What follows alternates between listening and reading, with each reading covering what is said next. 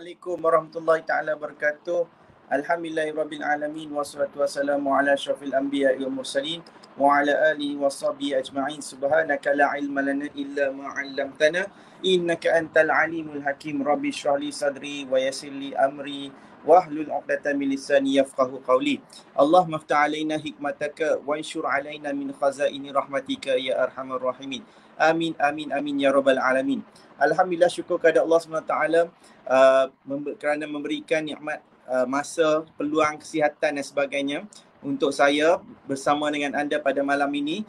Terima kasih kepada semua yang terus menonton setia bersama dengan saya, Fahmi Ramli, untuk berkongsi dengan anda semua, khususnya berkaitan dengan hak-hak, isu-isu berkaitan dengan wanita. Dan insya-Allah kita akan sentiasa memeriahkan pada malam hari, setiap jam 10 malam, anda ada temu janji untuk bersama dengan saya supaya anda semua, kalau kata tengok Facebook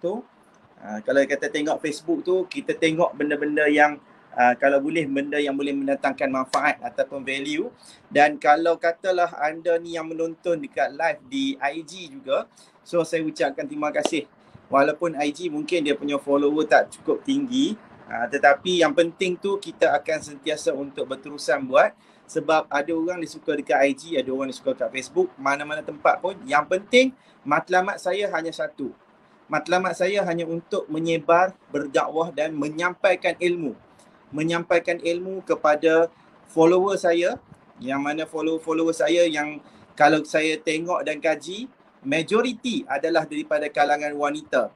So terima kasih kepada wanita-wanita yang khususnya wanita yang dalam perkahwinan dan juga wanita yang dah selesai perkahwinan, dia mungkin dah melalui fasa perceraian.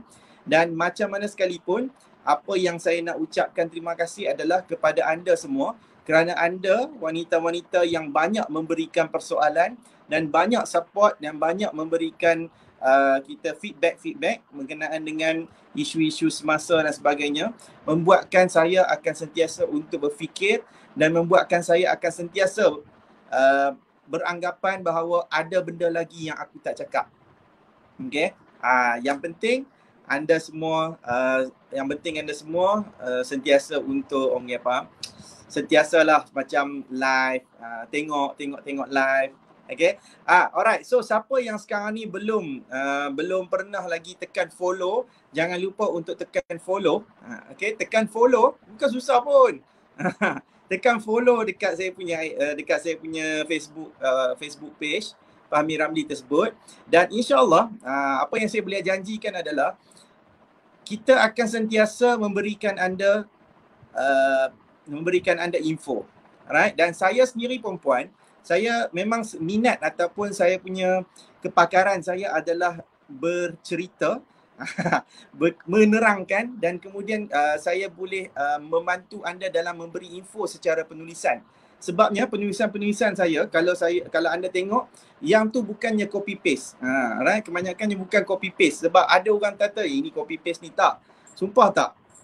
Saya hanya mungkin kalau kita tengok, saya ambil persoalan orang dan saya tengok, okey, yang ni ada relate. Alright, kita ambil sumber mana, alright, supaya kita boleh kaji macam mana kita nak bantu anda bagi penerangan. Sebab perempuan, sebab saya masih lagi buat benda yang macam ni kerana ramai lagi orang yang tak tahu tentang isu-isu yang berkaitan dengan perkahwinan. Ialah, kan, siapalah yang nak fikir tentang masalah-masalah rumah tangga ni kalau kata perkahwinan dia dalam keadaan elok. Okay. Ramai orang dia malas nak ambil peduli dan sebagainya. Tapi tak apa. One day lama kelamaan, kita berharap orang-orang yang follow kita ni, at least lah, dia mengambil berat. Sebab saya selalu kata, dalam fasa perkahwinan ni adalah fasa untuk kita sentiasa memikul tanggungjawab. Suami kena pikul tanggungjawab, isteri kena pikul tanggungjawab. Jadi, tanggungjawab ni kadang-kala kalau kita tak penuhi, yang itulah yang akan menyebabkan kepada pergaduhan, perceraian, yang boleh menyebabkan kepada keretakan rumah tangga. So that's why kita bagi info supaya anda lebih prepare, supaya anda lebih sentiasa mempunyai ilmu-ilmu di dalam dada. Alright, kalau katalah tak penuh pun, at least macam saya sampaikan ni pun bukannya 100% semua full. Okay? Yang penting niat. Niat kita nak belajar tu sahallallahu lahu tariqal ila jannah. Moga-moga Allah mempermudahkan jalan untuk anda ke syurga. Okay. Alright. Aduh. Penat lah sikit cakap. Okay, so terima kasih. Saya nak greeting dulu. Terima kasih siapa yang nak greeting ni. Kita nak test dulu. Alright. Saya ada satu teka-teki yang saya nak bagi. Dan saya kalau boleh saya nak respon dulu sementara tunggu kawan-kawan kita yang lain yang masuk untuk saya terangkan. Hari ni isu kita agak menarik sebenarnya sebab saya rasa macam ramai orang yang tanya sekarang ni isu begini. Mungkin dah masuk musim dia kot. Okay, mungkin dah masuk musim. Tapi kita nak terangkan saat gini. Tapi sebelum tu, saya nak test dulu. Kita nak test kita punya power. Kita nak test kita punya vokal. Kita nak test kita punya line okey ataupun tidak loh. Saya nak bagi macam biasa. Saya nak bagi teka-teki. Teka-teki. Kita orang Melayu ni, dia banyak sikit teka-teki ni. Pantun. Okay. Ni saya nak bagi teka-teki. Alright. Ni saya nampak Tuan Anhan. Tuan Anhan jawab soalan saya. Dan semua-semua yang menonton ni. Alright. Semalam kan, beberapa hari lepas kita ada dengar mercun. Kan? Kita ada dengar mercun, bunyi-bunyi macam tu. So, saya terfikir tentang ada satu benda yang saya boleh tanya ni. Okay. So, ada kita tahu dekat dalam dunia ni, benda yang boleh meletup. Salah satunya adalah bom. Dia boleh mendatangkan bahaya. Betul eh? Okay. Tapi ada satu bom tu, dia tak akan meletup. Dia tak akan meletup selama-lamanya. Apakah bom tersebut? Simple. Okay, cepat. Bom apa yang tak akan meletup? Kita tahu bom ni, kalau askar guna ni, memang kalau baling tu matilah. Kalau orang set bom berani mati tu kan, set pasang yang kita dah tengok tu kan, boom, mesti meletupnya lah. Tapi ada satu bom ni, dia takkan meletupnya. Cepat. Come on. Ni kat IG ada siapa ni yang tengok ni? Azlan Saika Wandi Wani Saleh Nur Majidah Nur. Hai, Kak Majidah pun ada juga. Hai Kak. Alamak, betul pula dah. Okey, terima kasih. Terima kasih Farah Nina. Dan juga Tuan Anhan. Betul, jawapannya bomba. Mudah sangat kot ni. Aduh, tak apa. Tak ada nak fikir tadi ni. Saya sebenarnya perempuan, saya rasa macam mengah ni. Oh, kuih bom. So, betul juga kan. Saya pun terlupa nak fikir tentang kuih bom. Lama. Roti bom. Saya sebenarnya baru lepas habis makan sebenarnya. Saya panggil apa? Berkelah. Berkelah dengan anak saya. Kita buat piknik dekat luar. Saya pasak kemah tu, kita makan, saya beli sate. So makan sate dengan durian. Allahu Akbar. Saya jadi penat. Tapi janganlah tiru jangan tiru macam ni. Sekali-sekala boleh lah. Sebabnya kalau kata anda semua amalkan makanan yang tak baik, waktu malam lah makan maksudnya kan, nanti jadi penat, nanti jadi sakit dan sebagainya. Yang ni sebab demi anak. nak berkelahnya pasal. Okey, terima kasih pada semua yang jawab. Ni Izzat Azizi jawab, Aida Taha jawab bomba, Nur Akmal kuih bom, Naz Jamaluddin kuih boom, dan juga bomba. Cempaka Senja, Assalamualaikum. Waalaikumsalam warahmatullahi. Boba tea. Oh, ya mana bomnya? Azlan Saad tak betul Tak kena. Macam mana pula boba tea boleh bom pula? Tak betul. Ada satu lagi. Nama dia Mr. Bombastic. Okay. Alright. So, terima kasih pada semua jawapan-jawapan yang telah anda berikan. Tak ada hadiah. Hadiahnya adalah saya mendoakan anda semua dalam keadaan yang sihat sejahtera. Amin. Amin ya rabbal alamin. Alright. So, terima kasih. Hari ni perempuan kita straight to the point. Apa yang saya nak kongsikan kepada anda semua. Ni kalau anda yang jawab ni maksudnya line anda okey, saya pun okey. Dan saya harapkan line kita sentiasa okey dan anda nampak muka saya yang flawless ni. Okey. Apa yang saya nak ceritakan kepada anda semua adalah berkaitan dengan isu mengenai hak jagaan anak. Okay. Baru ni saya dapat, petang tadi saya ada dapat panggilan, bukan panggilan lah, ada mesej lah daripada consultationnya side. So ada orang ni dia nak set consultation, jadi dia kita dapat gambaran sikit lah. Dia cerita tentang mengenai hak jagaan anak, yang mana dia risau, seorang ibu ni dia risau tentang jagaan anak dia macam mana. Dan dia tanya kat saya, boleh ke kita bapa ni ambil hak bermalam bagi anak yang kecil. So saya kata ini soalan ni tak adalah macam susah. Cuma mungkin lah benda ni dia ada macam kegusaran sebab ada orang mungkin dia tak dapat info, dia mungkin baru follow dan sebagainya. So tapi tak apa, sebab bila kita cerita tentang bab jagaan anak ni, satu je jawapan dia. Jawapan yang selalu peguam-peguam bagi ni, mana-mana peguam pun termasuklah diri saya, kita akan nak cerita tentang kebajikan. Mahkamah, untuk pengetahuan semua, dalam isu jagaan anak, suami dengan isteri yang bercerai, jadi apa pun, mahkamah akan pentingkan berkenaan dengan kebajikan. Kalau buat keputusan apa pun, mahkamah akan sebut kebajikan. Kadang-kadang orang ni pun kita tanya kat peguam, yang penting tak kita bukan nak tengok isu parents bercerai ni macam mana. Bercerai sebab curang lah, tak cukup nafkah lah, tak. Yang tu tak penting. Yang penting sekarang ni mahkamah nak tengok kebajikan. Kadang-kadang jawapan macam tu saja. Jadi apa kebajikan sebenar ni? Apa yang kita kena jaga kebajikan anak kita? Apa pula maksud kebajikan tu? So saya nak memperincikan. So saya nak ambil, saya nak bagi beberapa tips ataupun perkara yang berkaitan dengan kebajikan. Khusus untuk mereka yang menonton ni daripada kalangan pasangan yang telah bercerai. So siapa yang nak mengaku pernah bercerai kat sini? Tak payahlah tak payahlah. Anda beradalah dalam keadaan macam mana sekalipun, dalam perkahwinan ke, dah bercerai ke, tak kisah. Alright, yang penting malam ni tips kita pun dalam bentuk yang positif, yang mana tips kita adalah berkenaan yang saya nak kongsi ni mengenai hak jagaan anak dalam bentuk kebajikan apa yang ibu dan bapa kena jaga. Dia bukan, bab jagaan anak ni, dia bukannya isu siapa menang siapa kalah perempuan. Dia sangat-sangat salah kalau kata orang pergi mahkamah ni, dia ada niat, mentaliti dia nak berlawan macam nak pergi berperang. Dia tak boleh dia tanamkan mentaliti macam tu. Alright, sebabnya bab jagaan anak ni, kalau katalah si bapa nak ambil hak jagaan dia, memang takkan dapatnya. Payah sangat-sangat. Kalau anak bab jagaan anak ni, melainkan ada beberapa isu yang tu kita takkan sentuh lagi lah. Okay, yang penting sekarang ni, bila berkaitan dengan jagaan anak ni, jangan fikirkan tentang nak perang. Jangan fikirkan tentang nak cerita tentang benda yang negatif. Kadang-kadang kan orang ni pergi mahkamah ni, betul lah dia akan ada rasa macam emosi, marah dan sebagainya. Tapi kalau boleh, pada saya nasihatkan, benda tu step aside. Maksudnya letak ke tepi sekejap. Benda yang berkaitan dengan marah, benda yang berkaitan dengan geram, dendam dan sebagainya ni, letakkan tepi. Letakkan tepi. Maksudnya bukan perlu menjadi keutamaan.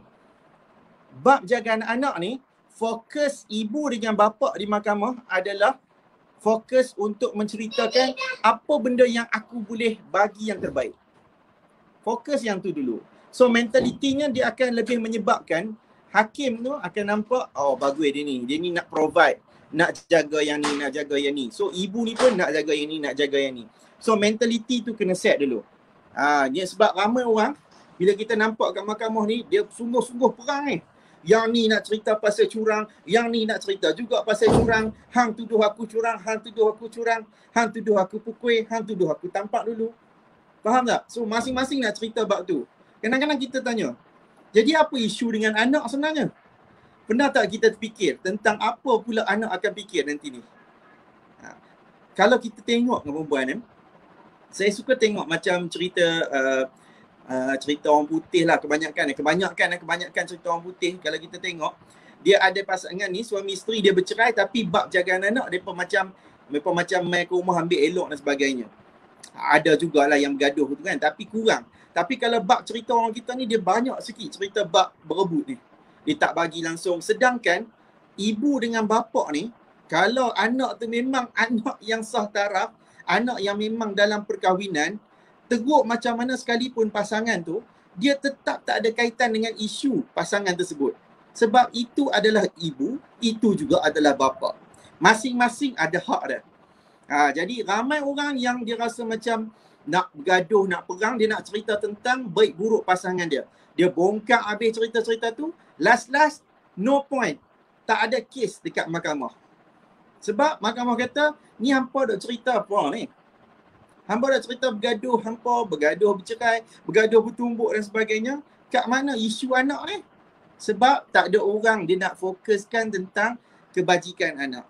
Dia tak ada orang dia nak cerita tentang apa yang dia boleh dia bagi kebaikan ataupun apa yang dia boleh bagi, jaga yang terbaik untuk anak tersebut.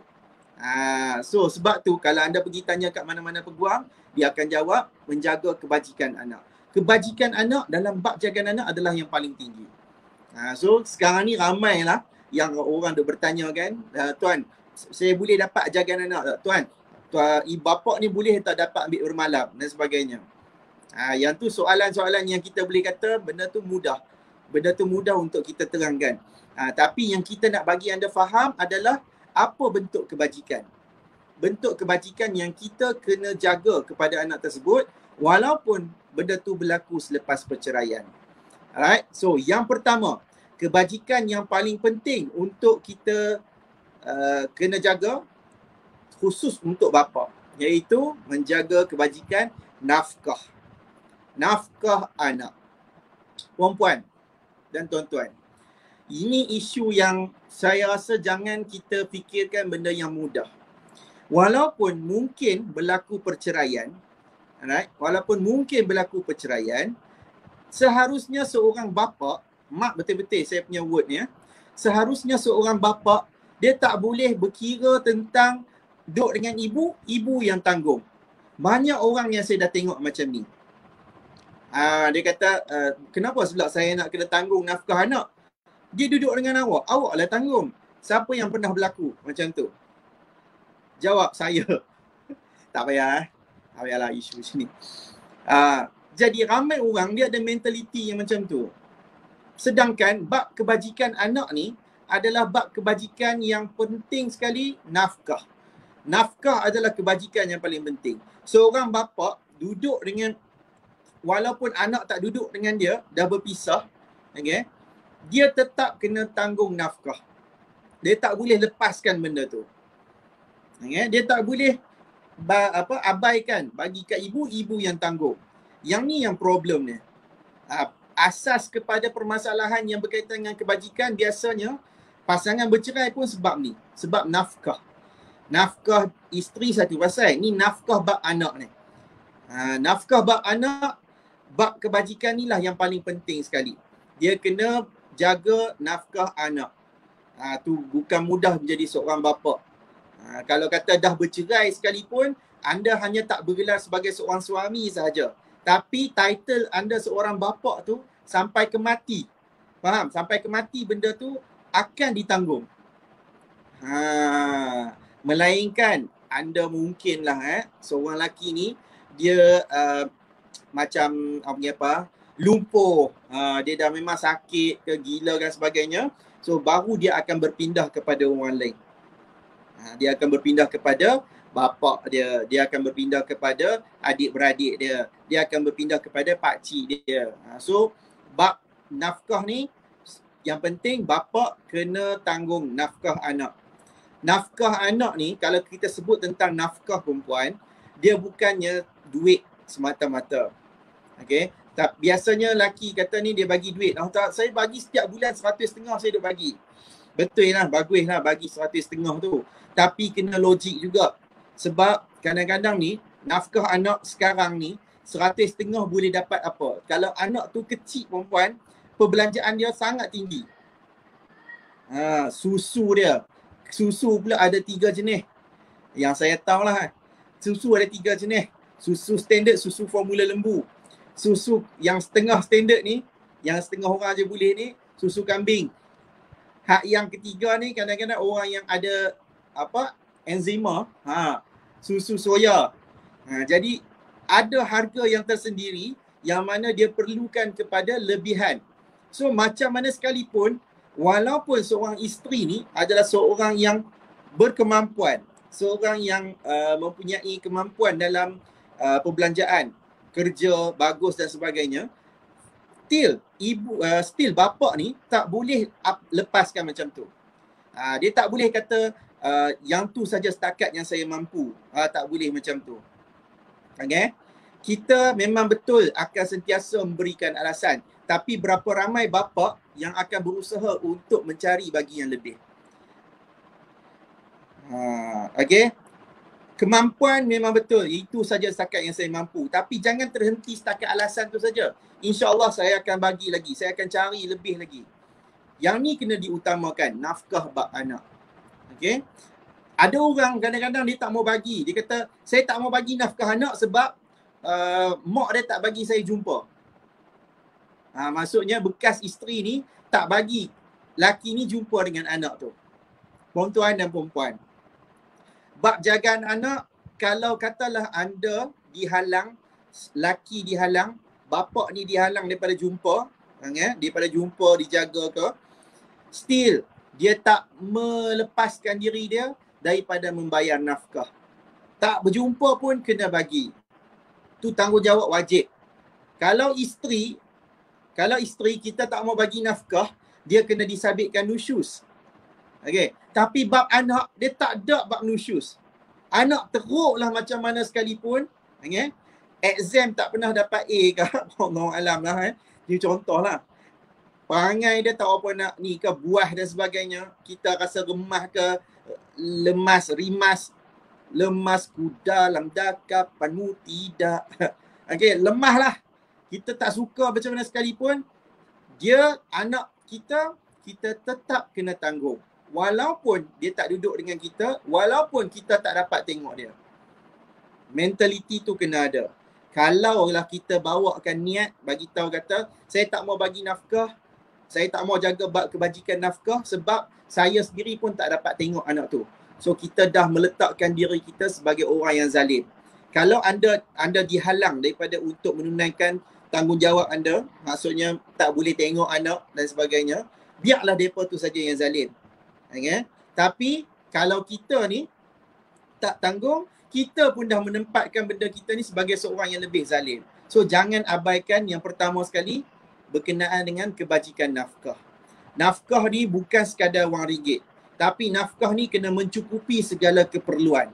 Kena cukupkan susu, kena cukupkan pampers. Kalau makan apa lagi, kalau jenis duk makan Nestem, kena beli Nestem. Masuk pula peringkat budak sekolah, budak tadika, pembelanjaan, pendidikan, buku dan sebagainya.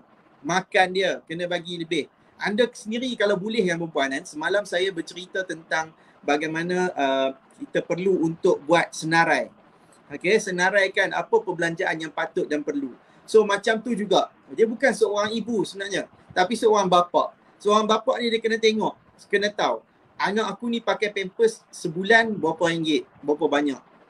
Okay, kena. Walaupun dalam tempoh perkahwinan yang sangat baik, kena buat percaturan, kena tengok. Apa lagi? Belanjaan susu. Okay, susu. Kena tengok berapa lama dia punya minum susu tu.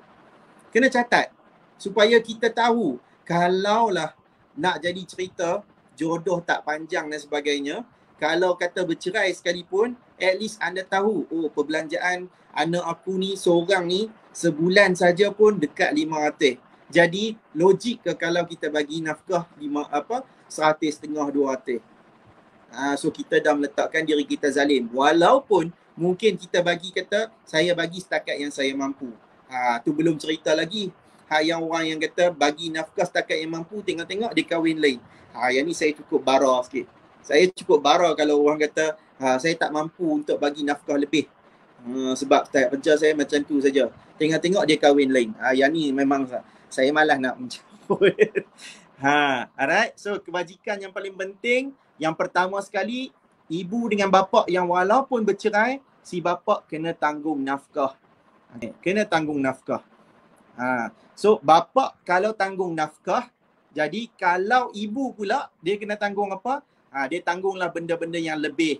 Yang kalau kata ibu ni nak bagi macam nak bagi yang benda yang dia suka pula.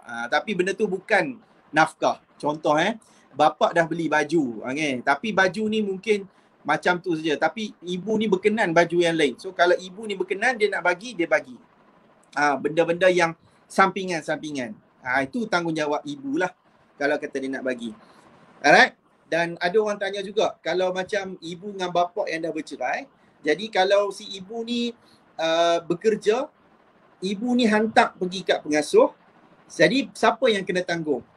Jawapannya di sisi mahkamah, ni saya takutkan jawapannya di sisi mahkamah, ibu tu yang kena tanggung. Sebabnya ibu dapat hak jagaan, jadi kalau ibu yang dapat hak jagaan, sepatutnya dia yang menjaga. Tapi disebabkan dia pergi bekerja, so ibu ni yang kena bayar pengasuh tersebut. Dia bukan tanggungjawab kepada bapa. Bapa kena sediakan benda-benda yang asas kepada anak-anak tersebut. Maksudnya macam makanan, minuman, susu dan sebagainya tu. Okay, alright. So, yang tu yang first. Mesti seorang ibu dengan bapa yang bercerai jaga bab nafkah anak ni. Ibu bab perbelanjaan lain kepada anak. Alright. Yang kedua, apa kebajikan yang penting untuk dijaga? Kita dah cerita tentang kebajikan anak. So, kebajikan anak yang kedua adalah berkaitan dengan persekolahan. Sekolah.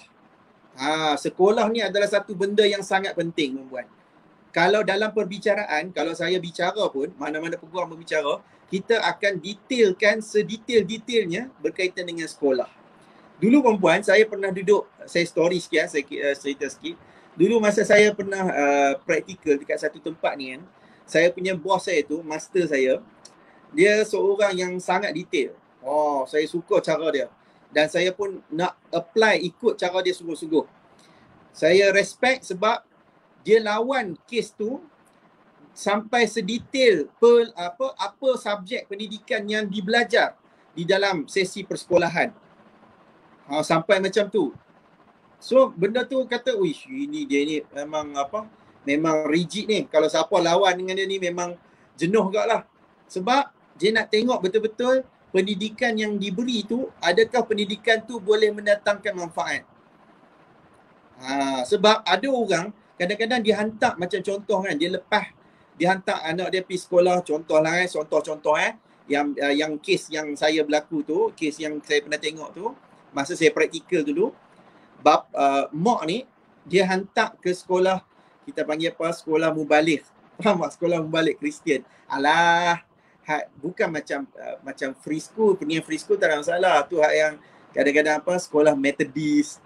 Contoh apa lagi sekolah apa lagi yang macam bunyi-bunyi macam Kristian sikit tu. Faham tak? Kalau macam sekolah Cina, tak rasa tak ada isu lagi. Dia tak ada kaitan, adalah juga kot. Tapi wallahualam lah. Cuma yang tu kadang-kadang dia tak menjadi isu sangat. Yang menjadi isu kalau hantar pergi kat sekolah-sekolah yang mubalik Kristian punya. Faham? Bukan salah. Saya tak kata salah perempuan. Cuma ada isu kadang-kadang bimbang. Takut dia ada kaitan dengan akidah. So, benda tu diperincikan. So, subjek apa? Buktikan apa pelajaran yang dibelajar masa di sekolah tu. Boleh memelihara kebajikan dari sudut pendidikan ataupun tidak. Seorang bapa dengan seorang ibu bercerai macam mana sekalipun, bab sekolah anak, dua-dua kena ambil peduli. Dia tak boleh lepas bercerai, anak duduk dengan ibu, so ibu saja yang fikir bab sekolah. Ibulah yang pergi hantar, ibulah yang pergi ambil, bapa bagi duit sahaja. Tak boleh macam tu. Tak boleh macam tu. Pendidikan adalah nafkah, pendidikan. Okay? Pendidikan memberikan anak ni ilmu, menjadi seorang yang berguna adalah tanggungjawab seorang ibu dengan bapa. So pendidikan adalah satu benda yang penting. Dan dalam mahkamah syariah, kita sebagai orang Islam, dia kena tekankan pendidikan bab agama. Pendidikan agama, kalau boleh, dia satu keperluan yang perlu dibuktikan di mahkamah. So kebajikan pendidikan apa kita jaga? Contohnya, anak lepas petang dihantar pergi sekolah kafar pula. Contoh, kalau kata anak ni dah sekolah menengah, senanglah kalau kata dia pergi sekolah asrama. Contohlah dia pergi kat sekolah saya, SMKA Nibong Tebal dulu. Contohlah pergi kat sekolah SMKA. Okay, so kadang-kadang tak jadi isu. Kalau kata sekolah rendah, dia hantar pergi sekolah apa begitu, sekolah agama petang dan sebagainya.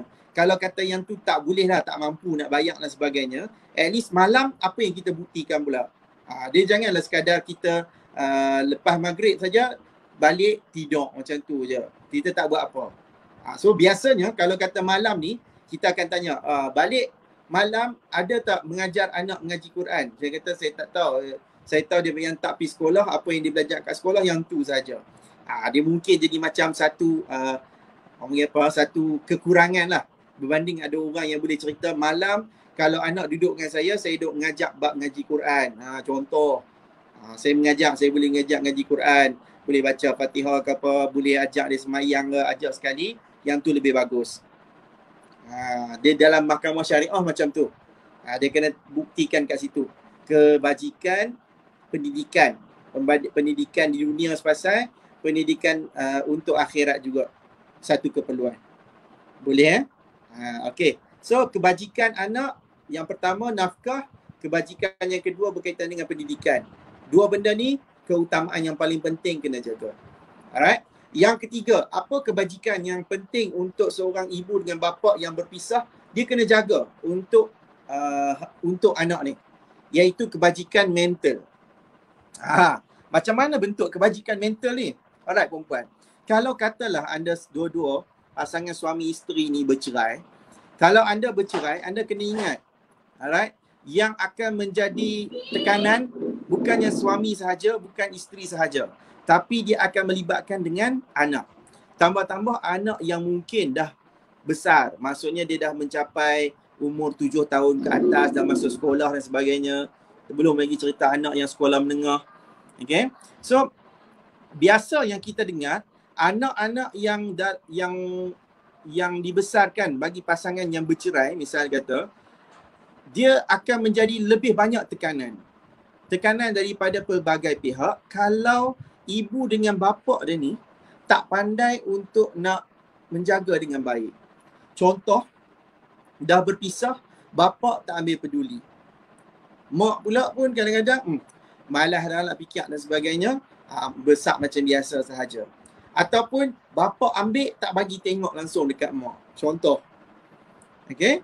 So tekanan-tekanan macam ni dia membuatkan nanti ni anak dia akan benci satu pihak. Dia akan benci bapa dia. Kalau duduk dengan bapa, dia benci dekat mak pula. So kita duk ajak bagi anak kita ni jadi benci kepada dia punya mak, kepada dia punya bapa. Apa yang akan berlaku adalah masalah mental dia. Dia akan lama-lama membesar dalam perasaan yang penuh dengan kebencian. Sedangkan dia juga berhak untuk berada dalam proses kasih sayang. Okay? That's why saya sangat suka dan saya sangat hormat dan respect yang sangat tinggi untuk orang yang boleh selesai, kita panggil apa, selesai kes jagaan anak ni kalau dia pun ada toleransi. Maksudnya penyelesaian secara persetujuan. Okey, si bapa tahu kata saya ni bekerja siang bekerja, malam ni kadang-kadang takut lagi saya nak kena buat overtime ke, ataupun saya nak kena buat extra ke, buat grab ke dan sebagainya kan. So dia kata bimbang, takut saya tak boleh nak jaga anak, so tak apa, saya bagi awak jaga anak. Tapi at least bagi saya peluang untuk macam hari Minggu dan sebagainya. Saya suka-suka kalau ada orang boleh bercakap macam ni perempuan. Mana-mana peguam pun dia akan kata, ini bagus. Kita akan respect. Sama juga kalau kata ibu pun. Ibu pun kalau dia kata, tak apalah, anak ni dah besar dah sikit, so bagi kat awak boleh jaga, tak ada masalah. Cuma jangan halang saya untuk nak tengok juga, nak bermalam juga dengan anak tu. Sebab mungkin ada ibu ni, dia nak berkahwin dah. Dia nak berkahwin dengan lelaki lain. Jadi dia tak kisah kalau kata anak dia ni jaga bawah orang lain. Ini contoh. Tak semualah. Ataupun seorang bapa ni rasa macam anak ni masih kecil. Okay? Dia sangat rapat dengan ibu. Dia tak pernah pun berenggang dengan dia punya ibu dia. Dengan tidur malam pun kadang dengan ibu juga. So jadi takkanlah kita ni kita rasa macam tak boleh macam tu, jom main tidur dengan bapa pula. Kita tak boleh paksa. Saya perempuan, saya turut terang saya sendiri pun payah kalau kata nak ambil anak macam contoh kan. Malam lah tidur dengan Lady lah kan. Main tidur ke sebelah Lady. Tak mahu nak ibu. Dia semua kat ibu. So saya rasa macam patutlah Patutlah kalau kata anak ni daripada kecil ni dia memang kata sesuai duduk dengan ibu sebab dia memang rapat dengan ibu. Mungkin bila dia dah besar tu kadang-kadang dia ada rasa mental dia tu fikir seganlah duduk dengan ibu saja, macam tu. Dia boleh ada perasaan imbang dan sebagainya. Tapi kalau atas anak kecil ni, bapa memang payah nak dapat, at least jangan halang untuk melawat. Tu saja, melawat pun dah cukup baik dah. Okay, alright. So itu yang ketiga, kebajikan mental. Kebajikan mental ni kena jaga betul-betul. Silap kalau bunyilah mamak aku ni. Kalau anda hilang, kita panggil apa? Anda hilang konsentrasi dalam bab jaga kebajikan yang ketiga ni, kebajikan mental ni, takut nanti ni anak akan membesar dalam keadaan yang tak elok dan sebagainya. Sebenarnya banyak perempuan banyak contoh anak yang dibesarkan dalam keadaan pasangan bercerai boleh menjadi berjaya. Okay? Saya tak tahu anda semua pandangan macam mana, tapi saya sangat suka dengan Datuk Alif Shukri. Datuk Alif Shukri yang dia telajak laris. Terpulang anda nak kata apa, tapi pada saya dia adalah satu contoh yang terbaik yang dibesarkan dalam keadaan ibu dengan bapa bercerai tapi dia berjaya. Pada saya dia sangat berjaya. Dia boleh jaga bab tu, dan mak dia kahwin lain pun tak ada masalah, bapa dia pun kahwin lain pun tak ada masalah. Banyak sebenarnya, okay? So banyak orang macam tu. Jadi saya percaya dia orang bercerai pun mungkin dalam perceraian yang baik, so anak semua masing-masing boleh jaga sama-sama. Tu yang menyebabkan jadi macam tu. Pada saya lah, wallahu ta'ala alam, lebih-lebih tu. Okay, alright. Tu yang ketiga. Alright. Yang keempat, bila kita sebut bab kebajikan anak ni perempuan, okay, kebajikan apa yang kita nak kena jaga, pada saya kebajikan yang akan ditekankan dalam mahkamah adalah berkaitan dengan bab untuk melawat dan bermalam. Okay, bab melawat dan bermalam. Alright. Bila kita pergi ke mahkamah, kita buat tuntutan jagaan anak. Dalam bab jagaan anak ni, selain daripada kita mempertikaikan tentang layak jaga, siapa yang layak lebih jaga ni, yang penting sekali tu kita kena fikir, mesti akan ada pihak yang akan dapat hak untuk melawat dan bermalam. Ataupun tak bermalam pun sekurang-kurangnya dapat melawat. Alright? So, kita kena fikir macam ni.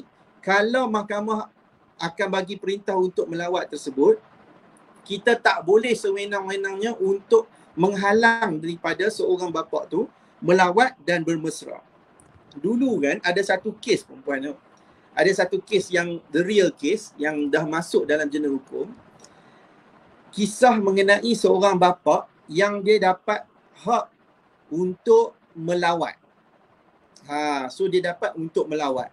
Jadi si ibu ni dia halang macam anak duduk dekat dalam rumah. So bapa ni dia dapat tengok daripada pintu pagar sahaja.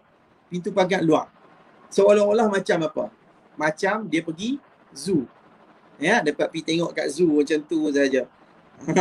Okay, dapat tengok pada jauh. Faham? So, kita tak boleh ada perasaan yang macam tu. So, bila kes benda tu rayu, mahkamah terbalikkan, mahkamah perincikan melawat dan bermesra. Tu dia boleh berjumpa. Melawat tu sambil lah dia boleh berpegang dengan anak tersebut. Okay, so akan ada kebajikan mengenai hak untuk melawat. Alright, so melawat ni kita kenalah ambil toleransi sama-sama. Kalau anak ni dia tak boleh nak pergi dengan ikut kita, nak pergi bermalam dan sebagainya, kita tak boleh paksa. Kalau anak kecil ni pun kita tak boleh paksa, anak besar lagi lah kita tak boleh. Kadang-kadang anak besar ni kalau kata kita terlampau paksa, dia akan boleh memberontak. So kita tak mau benda macam tu berlaku. Alright, so kebajikan yang kita kena jaga adalah jaga hak masing-masing, khususnya hak untuk melawat. Hak untuk melawat dan bermalam. Kena ingat yang tu. Alright, tu yang keempat. Boleh saya saya bagi last. Apa kebajikan lagi? Kebajikan yang kelima. Kebajikan yang kelima yang pasangan yang bercerai perlu jaga adalah kebajikan mengenai benda satu lagi tadi. Dia bila masuk banyak cakap ni kadang-kadang dia lupa dah. Kebajikan mengenai hak untuk berhari raya. Berhari raya. Benda ni kadang-kadang dia kena, kalau tak cerita saat gini, dia tak akan ambil peduli benda ni. Alright, kebajikan dalam berhari raya. Dalam berhari raya perempuan, perkara yang paling penting adalah kita kena respect. Alright, kita kena respect satu perkara. Dekat Malaysia ni, orang Malaysia, orang Melayu, orang Islam ni, dia hari kebesaran bagi dia adalah hari raya puasa. Biasa kan mungkin ada orang kata dekat Kelantan dia tak ada hari raya puasa yang letup lah. Dia hari raya haji yang kata letup. Saya tak tahu lah, personally saya tak tahu sangat. Tapi orang lah cakap kan, so saya ulang je lah. Alright. Tapi basically biasanya orang akan kata hari raya puasa ni adalah satu hari yang mana akan menjadi isu bagi pasangan yang bercerai. Sebabnya dia akan dia akan melibatkan anak ni nak pergi hari raya macam mana. Alright? Kita kena respect satu perkara. Kalau kata si bapa ni nak berhari raya, si ibu ni pun nak berhari raya juga. Tapi anak ni dia akan kena bergilir juga. Kita kena respect bab tu. Kalau kata tahun ni ibu kena hari raya, okay, so tahun depan bapa pula dapat hari raya yang pertama dan kedua. Dia bukannya isu tak berhari raya langsung. Ada, boleh hari lain. Tapi hari raya pertama dengan kedua ni, kadang-kadang dia sangat sentimental. Dia sangat sentimental untuk kita. Kita rakyat Malaysia khususnya. Dia sangat sentimental. So, bagi hari raya, kena ada penggiliran. Okay, kena ada penggiliran. Yang ni kebajikan yang penting kena dijaga. Sebab ramai orang, dia miss sangat bab ni. Dia rasa macam, saya hari raya puasa, bapa hari raya haji. So macam tu lah tiap-tiap tahun. Lama-kelamaan bapa ni saat gini, sepa pula asyik dapat raya puasa je aku tak dapat ni. Macam tu. Faham tak? So kita kena ada balance. Tahun ni giliran. Macam contoh, ibu tahun ni raya pertama dengan raya kedua. Okay? Bapa pula raya haji untuk raya pertama dengan kedua. Tahun depan, bapa pula raya pertama untuk puasa dengan kedua. Ibu pula raya haji yang pertama dengan kedua. Biasanya hari raya pertama dengan kedua saja yang jadi isu ni. Faham So bab ni kita kena ambil peduli. Sebab bab ni juga boleh dikategorikan sebagai kebajikan anak yang kita kena jaga. Kebajikan yang penting untuk seorang anak ni membesar dengan baik. Kalau kita tak jaga, dia akan menyebabkan anak ni dalam keadaan yang sangat-sangat teruk kehidupannya nanti ni. Alright? Penat dah.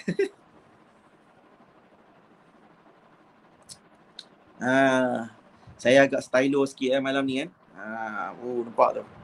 Macam Snoop Dogg. Okay, so terima kasih lah. Saya penat ni. Saya ambil sikit soalan je lah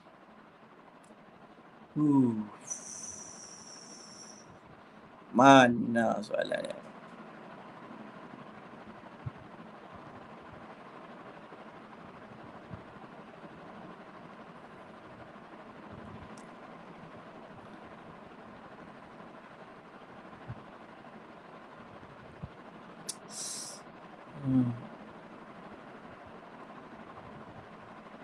Okey, ada soalan. Normiza Arsyad. Saya dalam proses menuntut hak jagaan anak. Ex tak nak bagi kat saya. Walaupun lepas pisah, kami tanggung anak sama-sama. Macam mana tu tuan?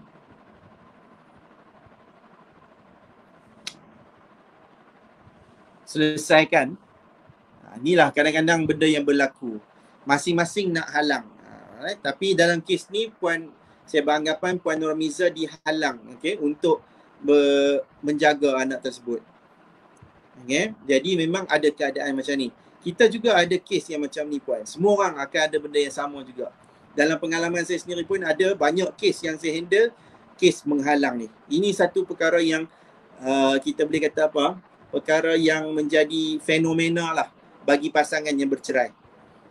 Dia macam masing-masing nak cuba pertahankan ego masing-masing dan masing-masing tak faham tentang hak. Tak faham tentang hak anak tersebut. Alright. So, apa yang saya boleh katakan Puan Miza, Puan Miza habiskan sahaja sampai dapat perintah tersebut. So kalau mahkamah perintahkan, so satu pihak dilanggar, dia boleh dikenakan sebagai penghinaan kepada mahkamah. So menghina mahkamah boleh dikenakan penjara. Okay?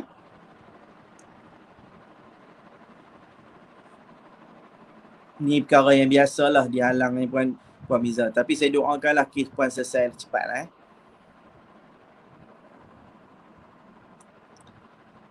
Puteri Kinabalu dah marah lah ni.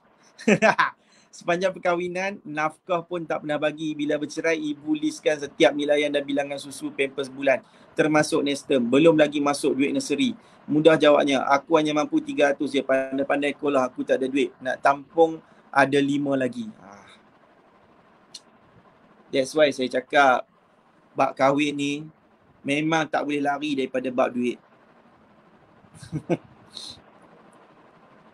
Bab anak ni pun perempuan, kita kena merancang juga tau. Sebab tu kalau kata orang orang yang tak merancang bab anak ni especially, dia akan betul lah, kita kena yakin, orang kata betul kan, untuk apa, bila lagi ramai anak lagi banyak rezeki. Tapi rezeki tu akan main bergolek macam tu saja. Dia kena ada usaha juga. Kalau kata tak ada perancangan untuk kelahiran anak, bertambah saja sedia, tapi anda tak menambah pun pendapatan, dia akan menyebabkan anak-anak ni nanti ni terabai. Kita ada kes yang macam tu juga, yang mana bapak ni, terus terang saya beritahu, dia pandai buat anak aja. Anak sampai 9 orang perempuan. Tapi macam tu saja, and then anak ni sampai kena bagi ke orang lain. Bagi terus ke orang lain sebab tak mampu nak jaga. Saya bab ni kan, tak tahu saya nak kata macam mana. Islam salah ke siapa yang saya, wallahu alam. Saya takkan kata Islam salah lah. Tapi mungkin pandangan kita tu. Pada saya, kita mesti merancang. Bab anak mesti kena ada perancangan. Sebab kita hidup dunia yang sekarang ni, dunia yang penuh dengan inflasi. Inflasinya tinggi. Semalam saya cerita bab inflasi dah kan. So kita kena hadap benda tu. Jadi kalau kata dah bagi anak dekat orang sebagai jagaan, bagi sebagai anak angkat dah, kadang-kadang kita dah tak akan dapat ambil anak dah. And then nak lebih cerita teruk tu, bercerai. Bila bercerai, bapak ni hilang macam tu sahaja. Lah kali anak membesar macam tu sahaja. Tak tahu siapa jaga. Dia tak boleh cakap aku hanya mampu macam tu je. Saya cukup tak suka kalau ada orang kata saya mampu takat tu sahaja.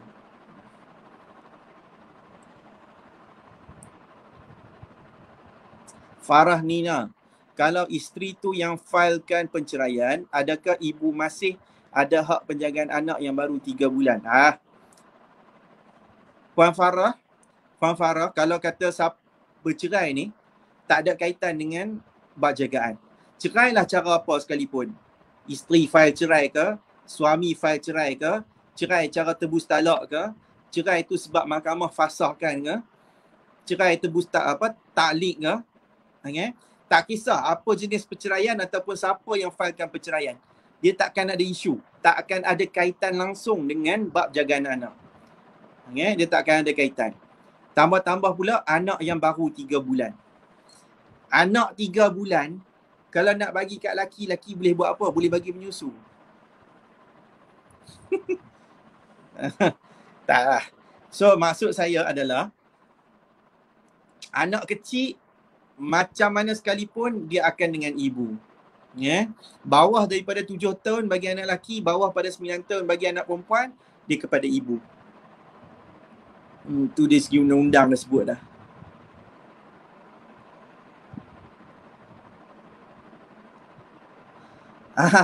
Terima kasihlah Puan Aida Taha. Puan Aida Taha recommend. So follow saya.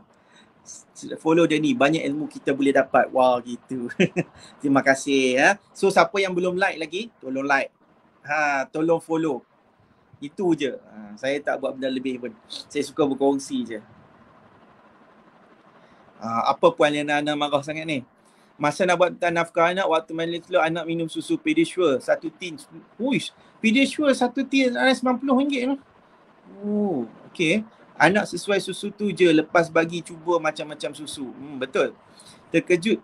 And boleh tanya saya kenapa ajak anak minum susu mahal-mahal? Pelik sungguh. Perempuan, yang ni masalah tau. Kenapa berlaku macam ni? Okay. Kenapa berlaku macam ni? Sebab masa anak tu kecil tu, masa anak tu kecil dilahirkan tu, kadang-kadang suami ni tak diambil peduli. Sebab kita tak pernah nak mengajak benda tu. Okay. Kita tak pernah mengajak suami ni tentang anak ni, dia bukan semua sama macam tu sahaja. Ada yang boleh susu badan sahaja. Ada yang susu formula yang jenis macam ni.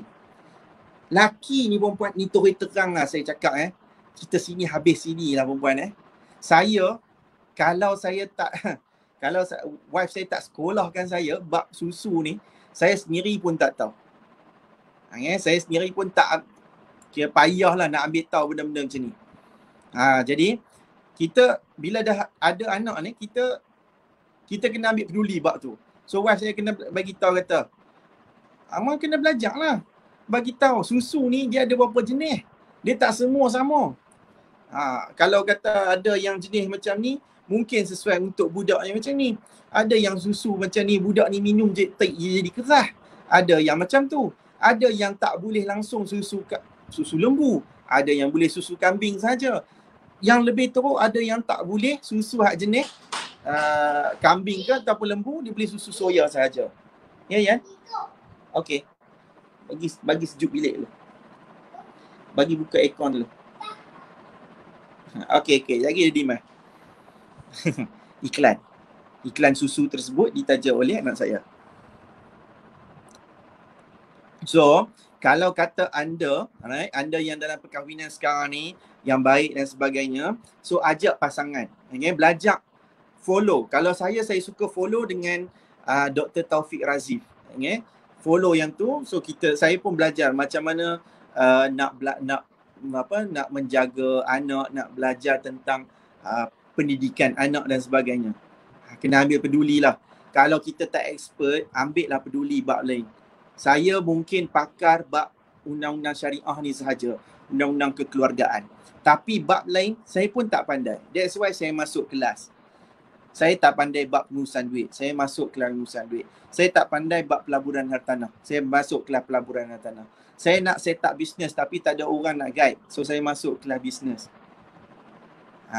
Saya tak tahu tentang macam mana nak membesarkan anak dengan baik. So kita masuk, join. Kalau tak mau masuk kelas pun at least join lah. Mana-mana macam contoh page yang orang ni dia mengajak bab tu. So kita follow yang tu. Kan dunia sekarang ni dunia yang serba canggih. Tinggal lagi sekarang ni kita ni guna dengan manfaat ataupun tidak. Jangan asyik nak ber-TikTok menari depan kamera je. TikTok tu tak ada masalah. Okay. Sekali-sekala boleh lah. Tapi jangan duk sedia-sedia duk TikTok saja. Follow jugalah benda-benda yang boleh mendatangkan manfaat. Benda-benda yang boleh mendatangkan ilmu, yang boleh menambahkan kita punya pendidikan. Ni akal fikiran kita ni. Boleh menaikkan kita punya pengetahuan. Macam tu lah.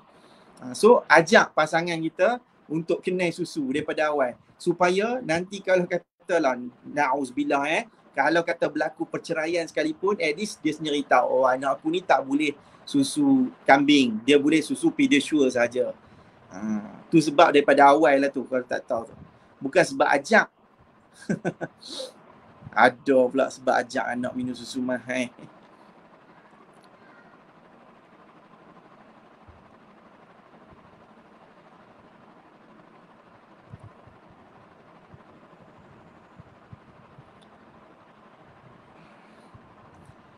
Cik susu. Susu. Suami saya tak nak bagi nafkah hidah, bagaimana ya? Tuntut nafkah hidah puan. Simple. Tuntut nafkah hidah. Sikit lagi dah. Mana lagi ni?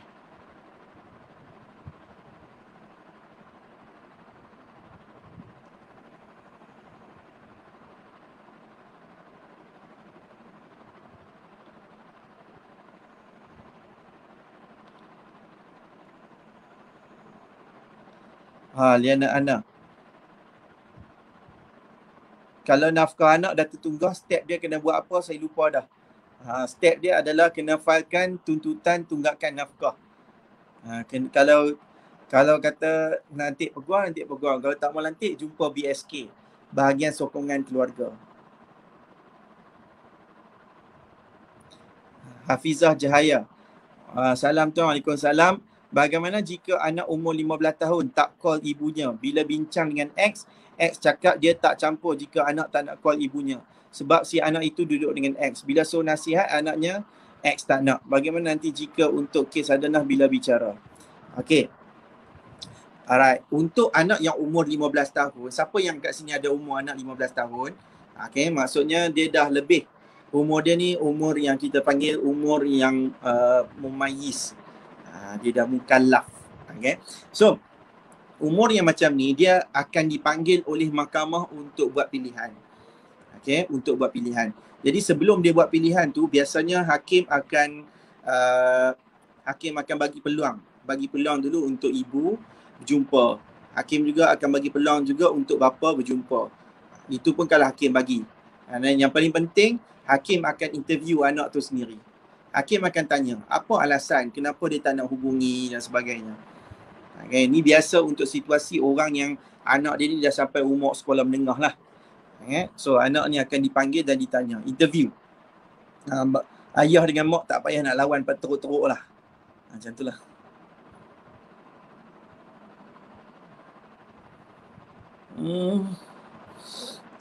Aduh.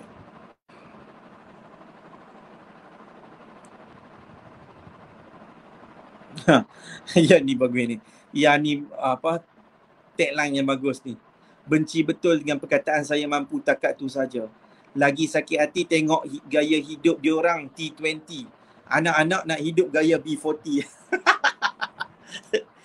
Dia terma-terma sekarang ni kan. Orang pun semua dah boleh faham. Dulu saya pun kata macam, saya pun tak apa nak faham B40, M40, T20. Oh, baru saya faham. B apa benda, M apa benda, T apa benda, 40 tu apa, 20 tu apa. Sekarang ni mungkin anda semua tak tahu, B40 lah kan, below 40% punya taraf kehidupan.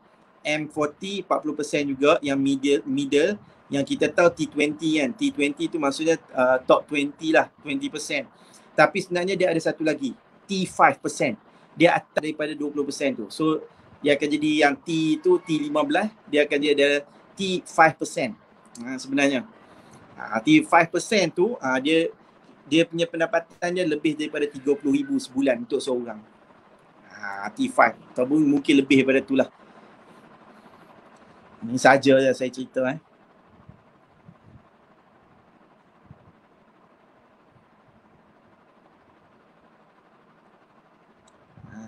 Saya setuju sangat komen tuan seorang peguam yang sangat terbaik. Terima kasih. Saya kena cakap benda yang betul. Kalau yang nak marah tu biasanya laki, tapi saya tak peduli. Kalau ada laki yang marah tu, maksudnya ada benda yang tak kena dengan diri dia tu. Kalau ada laki yang rasa macam dia kata betul tu, laki tu memang sangat betul. Laki tu sangat betul. Sebab macam mana sekalipun, isu yang selalu berlaku bab nafkah ni, bab bapak culas. Yang jenis-jenis utamakan dia punya keperluan tu, dia punya kehendak melebihi keperluan anak.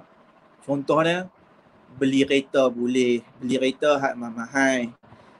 Hak yang bayar sebulan tu kadang-kadang tak payah 1,000 lah. Kadang-kadang sebulan tu 700-800. Tapi tengok kemampuan, tak mampu macam tu.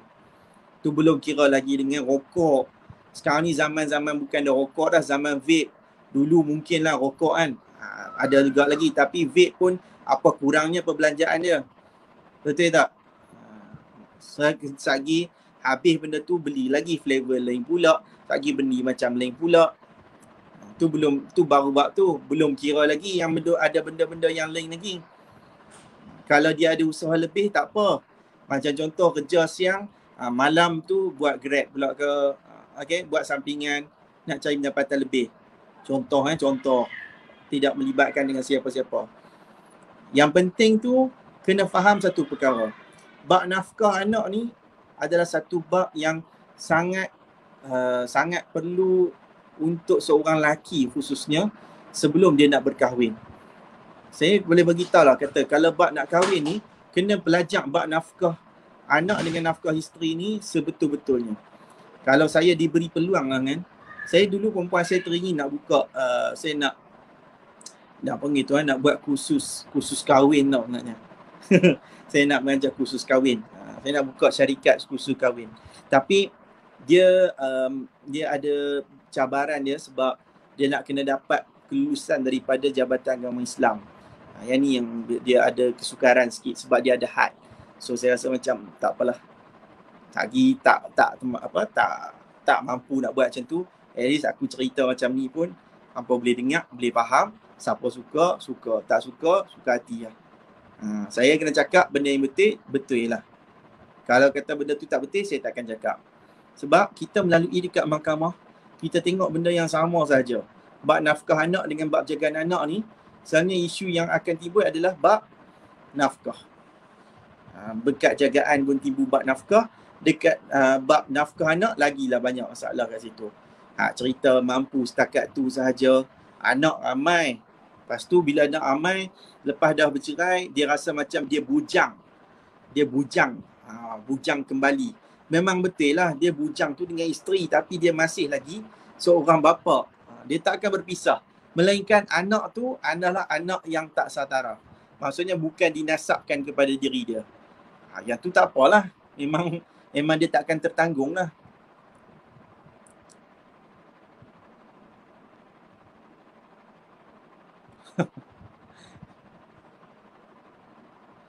Saya sukalah tengok awak-awak semua punya komen ni.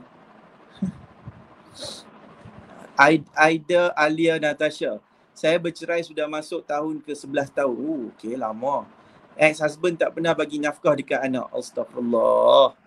Apa perlu saya buat untuk anak saya, tuan? Tuntut nafkah anak. Tuntutlah nafkah anak. Kalau anak tu tak capai umur 18 tahun lagi, so anda boleh tuntut bagi pihak dia. Tapi kalau anak tu dah 18 tahun, dia masih lagi belajar, so anak tu kena tuntut sendiri. Tuntutlah nafkah anak. Jangan malu, jangan segan. Itu hak anak, bukan hak anda. Tuntut tu bagi pihak sahaja.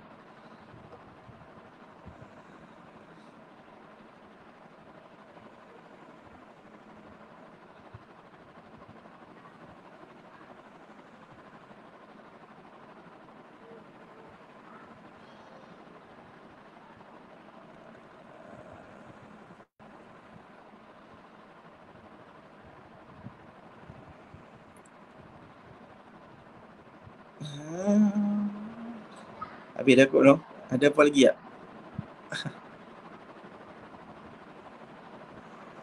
Oh, bagus Puan Liana Ana. Saya suka macam ni. Tajuk dia bagi tajuk cadangan kat saya. Duda kena dahulukan nafkah anak baru boleh berkahwin. Terima kasih Puan Liana Ana. InsyaAllah tajuk ni menarik. Okey, tajuk menarik. InsyaAllah esok keluar. Tak esok hari Senin. Tak esok hari Senin. Malam ni saya tak larat.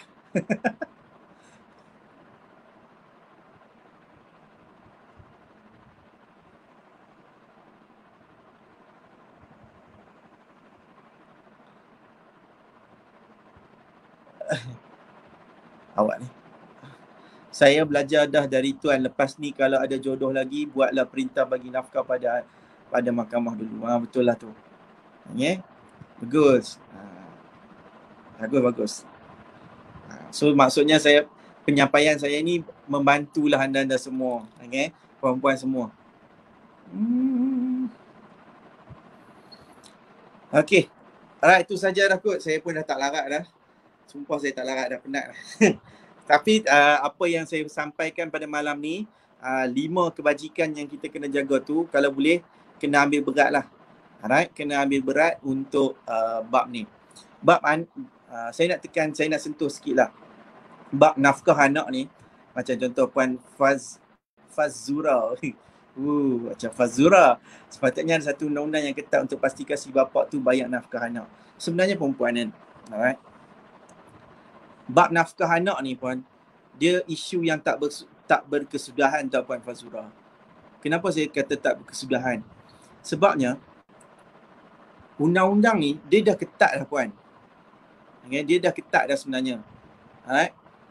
Memang seorang bapa kalau dia tak bayar nafkah anak, kita boleh buat tuntutan nafkah anak. Bila kita dah ada perintah, dia akan timbul pula isu dia gagal ikut perintah. Bila dia gagal ikut perintah, kita pula filekan tuntutan tunggakan nafkah. So ada hutang kan. So kita pun file lah tunggakan nafkah. Selepas kita filekan tunggakan nafkah, mahkamah perintahkan tunggakan nafkah, dia tak bayar tunggakan tu dan dia tak bayar juga yang duk kena berjalan semasa.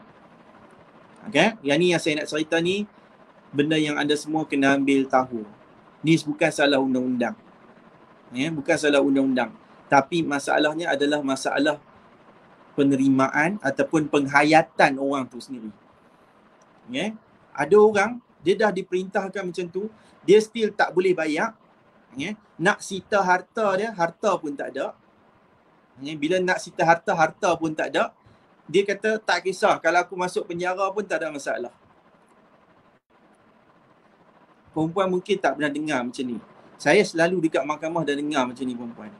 Kita dengar, tak kisah sebab saya tak ada apa-apa, saya nak bayar macam mana? Kalau ada orang yang bapak dia tolong bayar, bayarlah. Tunggakan lah kan, especially hutang yang diperintahkan. Tapi kalau tak ada orang bayar, harta pun tak ada, dia duduk berharap macam tu je lah. Di mahkamah rasa macam nak ada ihsan. Mahkamah tak akan bagi ihsan kalau benda tu memang facts, benda tu fakta yang kita kena penuhi. So ada orang dia kata saya tak ada apa, tak apalah, penjarakan saya. Kalau dia penjara, dia keluar habis macam tu juga, still nafkah tu tak tertunai lagi. Betul? So dia akan macam tu juga. Jadi apa yang saya nak ceritakan kepada anda semua, ada orang dia akan ambil peduli. Kata diperintahkan nafkah, so dia akan bayar nafkah. Tapi ada orang, dia tak kisah. Buatlah apa sekalipun, aku tak akan bayar nafkah. Sebab yang hang yang jaga, hang yang kena tanggung nafkah tu. Ada orang kata, jadilah apa pun, aku tak kisah, aku lebih rela kena penjara. Bagi dia tak ada apa dah. Dia kata tinggal Allah dan Rasul je untuk aku orang teranaya contohnya. Saya pergi tak boleh belah lah ayat-ayat macam ni. So, dia kata, tak apa, saya rela di penjara. Hanya kerana nafkah. That's why, bab nafkah ni takkan berkesudahan. Dan yang paling penting, sebagai seorang Islam, yang ni lah yang menyebabkan kita perlu beriman. Beriman dengan hari akhirat. Hari akhirat, beriman akhirat ni tujuannya untuk kita tahu ada hari pembalasan. Itu sahajalah. Okay? Kalau kita nak minta kesempurnaan kat dunia, dunia ni takkan sempurna. Orang dah buat hashtag dunia dunia tipu-tipu. Dunia ni takkan sempurna perempuan. Okay? Tapi at least apa yang kita boleh usahakan, kita usahakan. Kalau kita tak dapat, kita usahakan lagi. Kalau tak boleh juga, dia tak boleh nak selesai juga benda tu, serahlah pada Allah. Tu je lah. Saya nak terus terang lah bab ni. Okey, Puan Bunga Telur Bunga Kantan nak tolong saya sampaikan ni.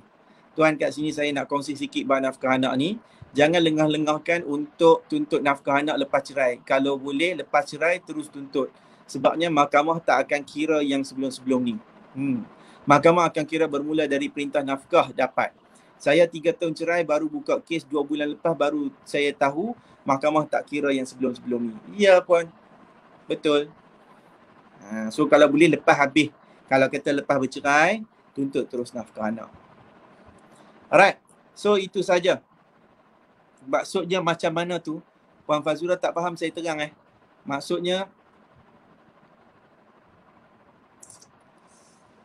Maksudnya, kalau kata puan dah ada perintah nafkah, dia tak bayar, dia akan jadi tunggakan. Okay? Kita kena naik lagi. Naik untuk tunggakan pula. Tuntut lagi. So kita tuntut, kemudian mahkamah perintahkan tunggakan, still lagi kita kena masuk lagi mahkamah. Dan dia pun takkan tunaikan juga. Okay? So yang tu yang saya nak bagi tahu. Ada orang, dia akan ambil peduli bab nafkah ni. Tapi orang yang ambil peduli ni biasanya orang yang bekerja, yang ada pekerjaan yang macam contohlah kerja government contohnya. So dia tak boleh nak elak, dia akan perlu untuk bayar. Kalau tidak nanti dia akan ada kes. Ada orang dia tak kisah. Sebab memang mungkin dia pernah masuk penjara ke. Dia tahu ni mungkin ni peluang aku balik nak reunion ni. So dia masuk penjara. Ni maksud saya. Dia tak akan berkesudahan benda ni. Bab nafkah ni. Sebab tu dia akan bermula untuk kesedaran nafkah ni daripada pemberitahuan, pembelajaran dan mungkin daya Allah.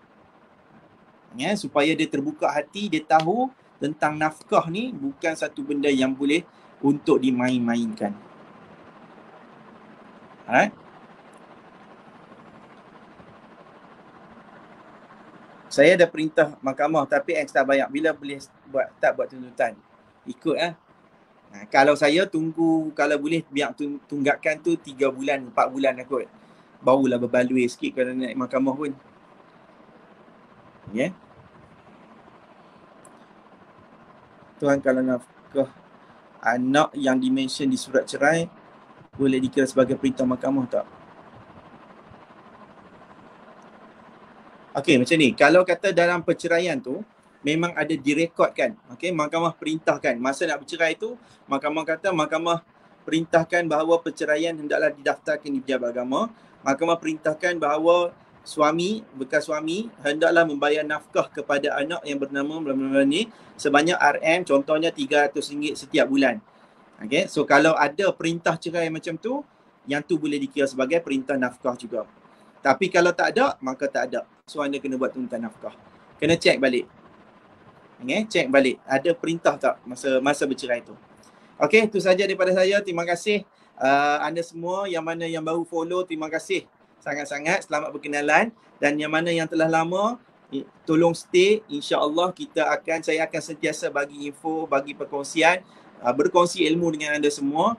Dan kalau boleh, saya nak anda tekan follow.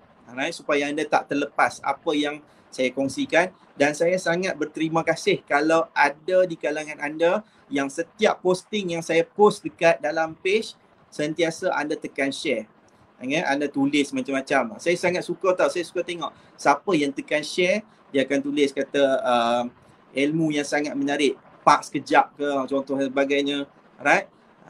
Sangat menarik ilmu ni, ataupun dia mungkin berkongsi dia punya cerita dulu kemudian dia share. Saya sangat suka. Alright, saya sangat-sangat mengucapkan jutaan terima kasih kepada anda yang tekan share tersebut. Alright, tak perlu minta izin. Saya memang buat tu untuk anda tekan share. Alright, terima kasih banyak-banyak dan saya akan terus semangat untuk berkongsi dengan anda selagi mana anda support untuk saya teruskan perjuangan ni. Okey, itu saja daripada saya. Saya mohon ampun dan maaf anda ada salah dan silap. Jangan lupa untuk join saya punya tu yang bergerak tu, Telegram rasmi saya Fahmi Ramli Official, dan insya-Allah setiap perkongsian saya ni akan ada banyak lagi dekat situ. Alright, itu saja daripada saya. Wabillahi taufik wal hidayah. Wassalamualaikum warahmatullahi wabarakatuh. Jumpa lagi. Selamat malam. Bye bye.